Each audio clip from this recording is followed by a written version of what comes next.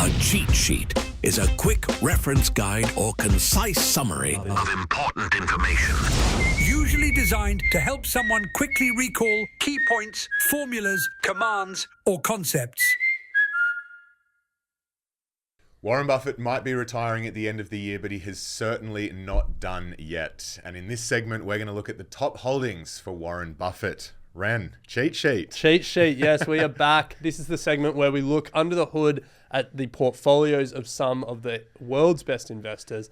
Today we're looking at the portfolio of one of history's best investors. Homage to Warren. As we all sort of get reflective and a little bit teary, thinking about Warren Buffett, who's 94 now. He'll be 95 by the end of the year, achieving FIRE, hanging up the boots. Do you reckon he's hit his number yet?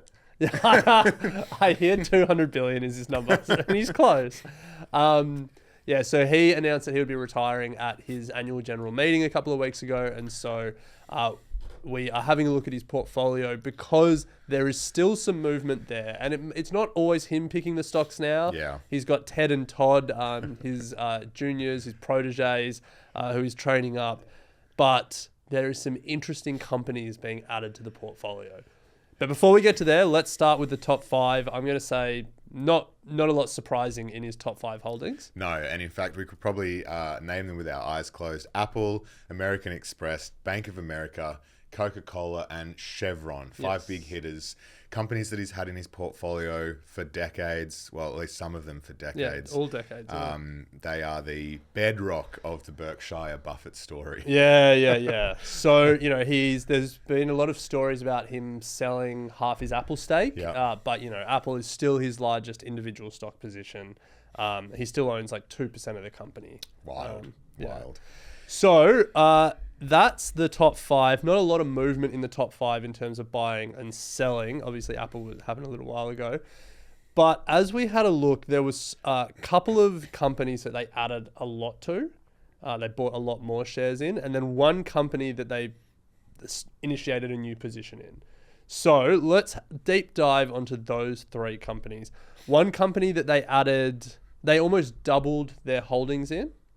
Domino's Pizza. Love that. Not the Domino's here in Australia, though. No. The Domino's American version, ticker DPZ. Which is the same company in some ways. Like Domino's Australia is the master franchise for a number of companies. Yeah. So, yeah. But not to be confused with him coming to the ASX and pouring money in. Yeah. It's not like a Kmart where there's like a Kmart in the US and a Kmart in Australia that are unrelated. Correct. Yeah. Yes. Yeah.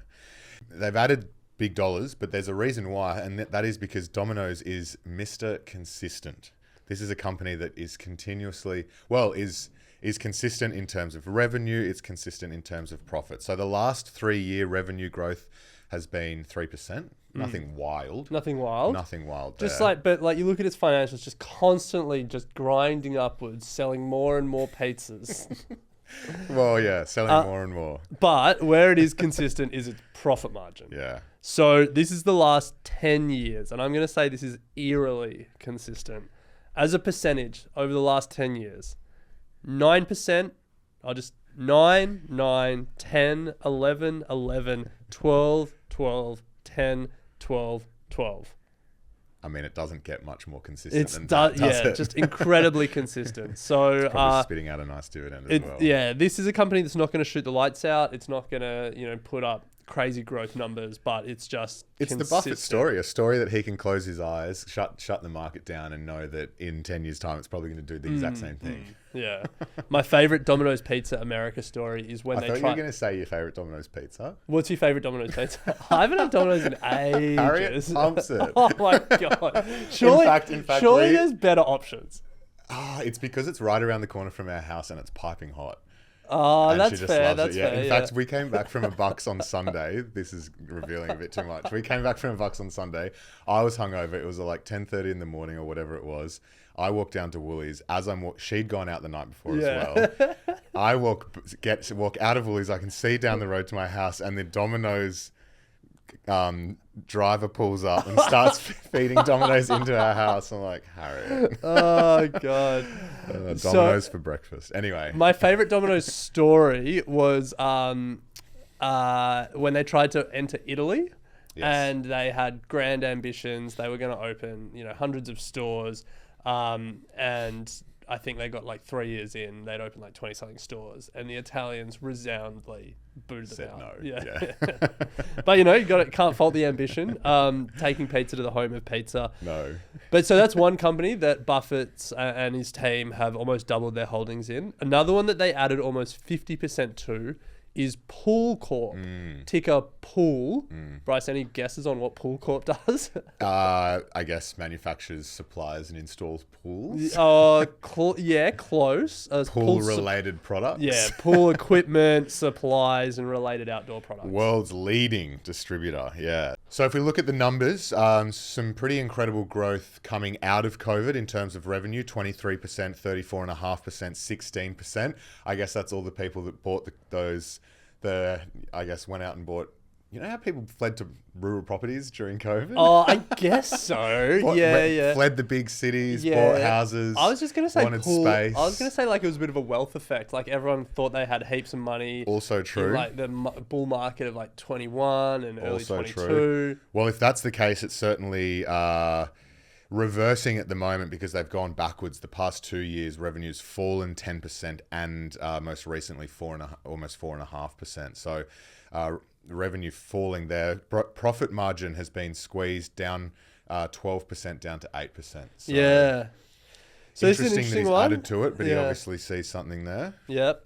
Maybe a bit of a turnaround story, or maybe it's just a view that pool supplies are, one of those businesses just the people are biggest one. constantly, buying year on year, and they're, probably the lowest cost operator because they're the biggest. So those are two companies that they've added to. And then finally, let's close on the new position. It's a company that people may not know the parent company name, but I reckon everyone knows, or most people know the products they distribute. The company is Constellation Brands, ticker is STZ, and it is the the maker and distributor of Corona. Yes. Beers, wines, spirits, you name it, Constellation Brands has it. As you said, ran the biggest brands, Corona and Modelo, but they have over 100 alcohol brands in their portfolio.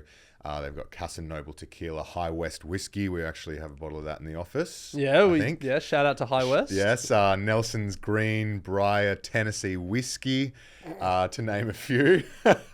If that's how you pronounce it. Yeah. So look, their beer is their key market. They've got the third largest market share in the US beer market. Corona and Modelo, as you said, and then a portfolio of over 100 brands. They're an alcohol giant. I remember a few years ago they dipped their toes in the cannabis waters as well. Yeah. Not sure how that is going. But then it's like, okay, so that's the business. As an investment, they fell really sharply at the back end of 2024 from sort of their highs halfway through the year to the end of the year. They were down about 20%.